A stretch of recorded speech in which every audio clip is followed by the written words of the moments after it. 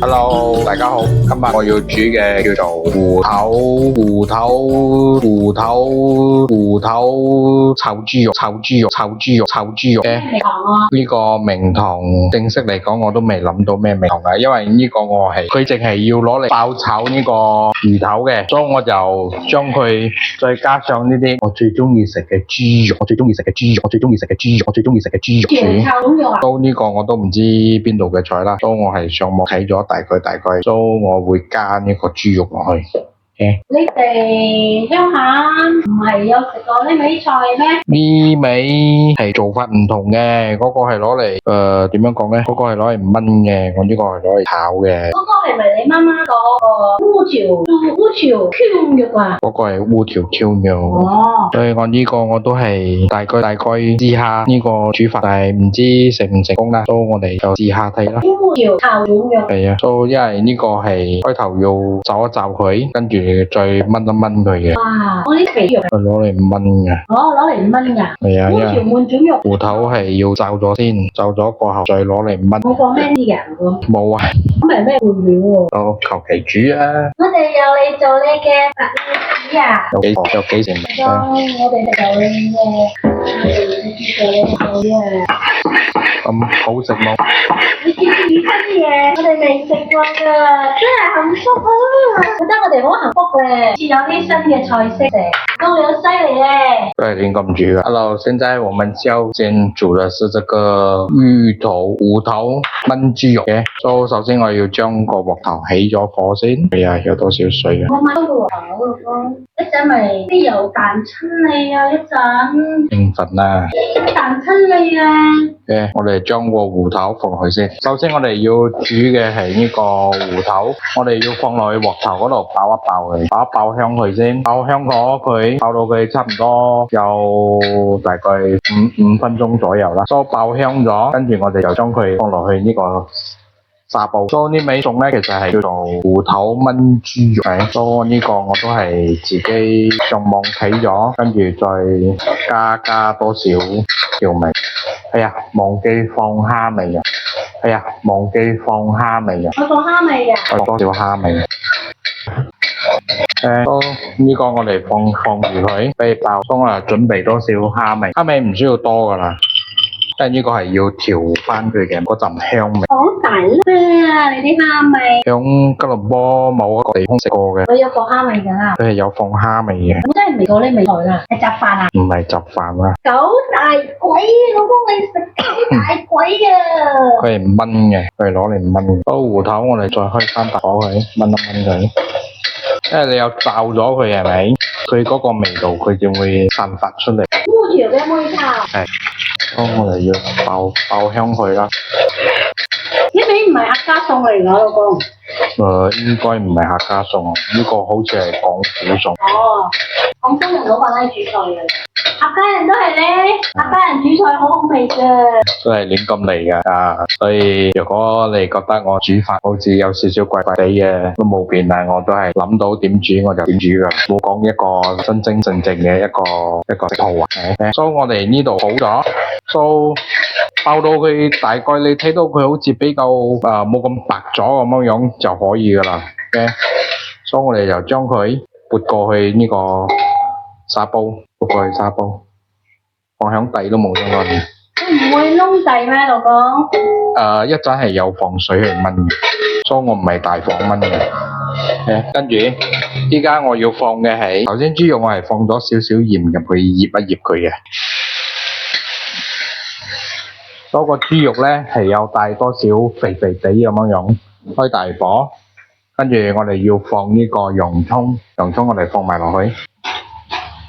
洋葱放埋落去，個蝦味一陣正放落去，因為我首先我要將佢嘅呢個肥豬肉嘅油將佢逼晒出嚟先，一陣我哋正放呢個蝦味。都首先要將個肥油逼晒出嚟，都炒到差唔多啦，嗰個豬肉就轉生多少，我哋正放呢個蝦味。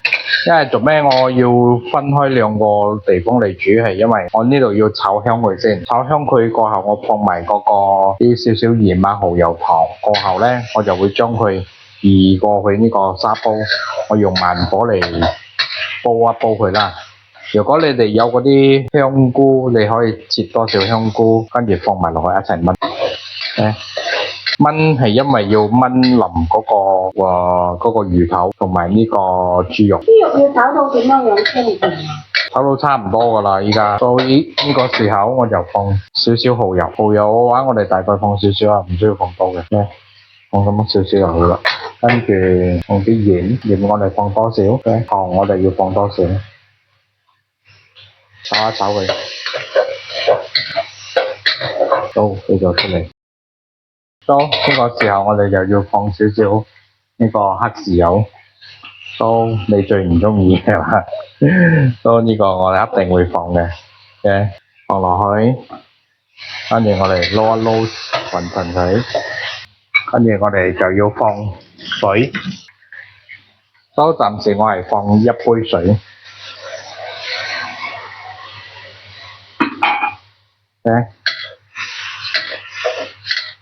都聞到嗰陣香味冇？好香咧，好鮮咧。我哋呢度就搞掂㗎啦，跟住我哋就將佢倒落去。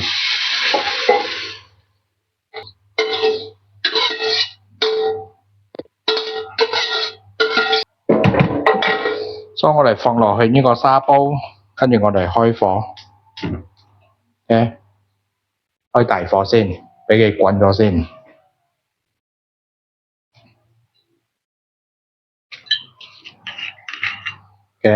跟住我哋就倒一羹仔呢個白米酒，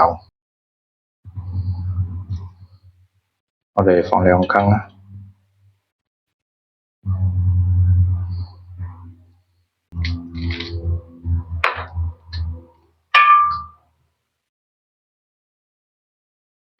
唔需要搞下佢㗎，下低嘅芋頭。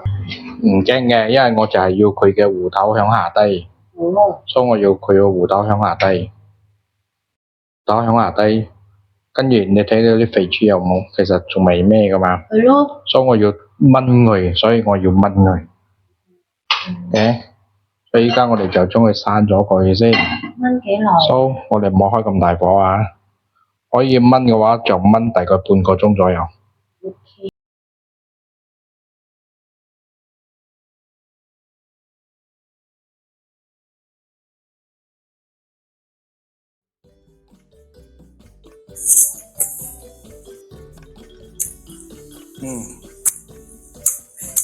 好正，整嚿俾佢試下先，有個冇咁肥嘅，可以啦。好嘢，你做啲好食。OK 啦，就係咁啦。希望大家鍾意芋頭炆豬肉。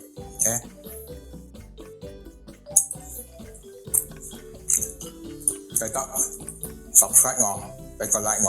OK， 多謝。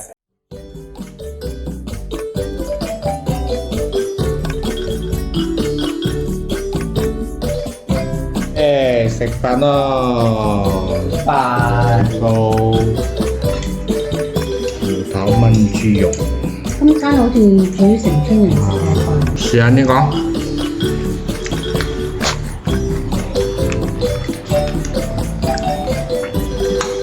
芋頭豬肉。